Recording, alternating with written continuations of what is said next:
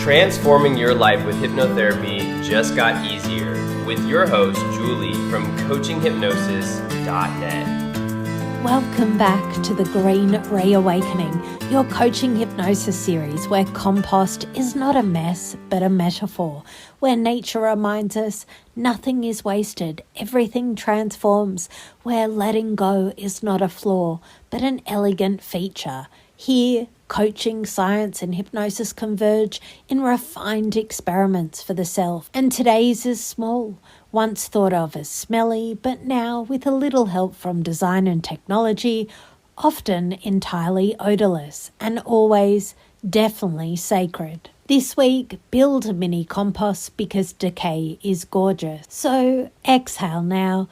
Not the tiny breath of performance, but the deeper breath that lets something fall away.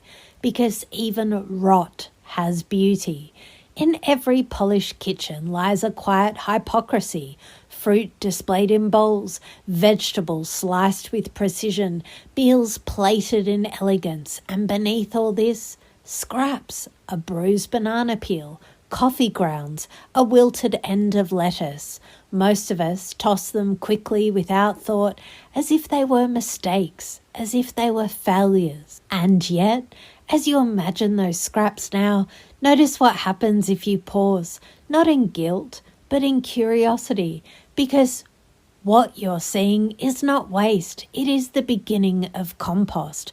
Compost is the quiet alchemy of return. It is life dissolving in order to become life again. It is microbes, worms, and time whispering, nothing is wasted. And you imagine this, perhaps you notice the soft scent of soil, the slow warmth of transformation, the hidden patience of the earth. You don't need a garden. You don't even need a backyard. A discreet stainless steel caddy from Simple Human or OXO can sit elegantly on your counter. A designer worm farm like the herbalative indoor composter can nestle under your sink, more sculpture than system. A Lomi or Vitamix food cycler can reduce scraps to fine, odorless earth within hours. Even a small ceramic crock, like those favoured in artisan kitchens, holds decay with grace. Yes, composting can smell. Yes, it can look inelegant, and yet you do not have to do everything.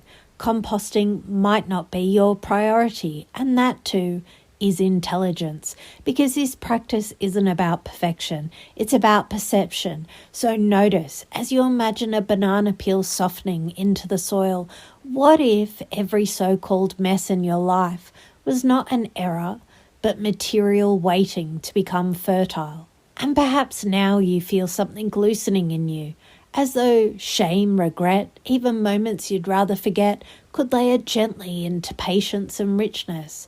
Over weeks, what looked like ruined becomes proof. Proof that endings are beginnings.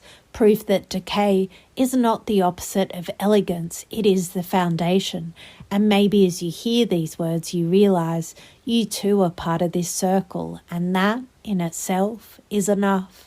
So this week, make a little space for rot, perhaps a bin on your counter, a quiet worm farm beneath your sink, a sleek composting appliance that hums as it transforms, or simply the image of a hidden garden where your waste becomes wonder. And as you imagine that space, notice how your body responds, perhaps lighter, perhaps slower, perhaps more at ease, because you don't need to exhaust yourself. You don't need to do everything. Eco-intelligence is not about saving it all. It's about being present with what can transform.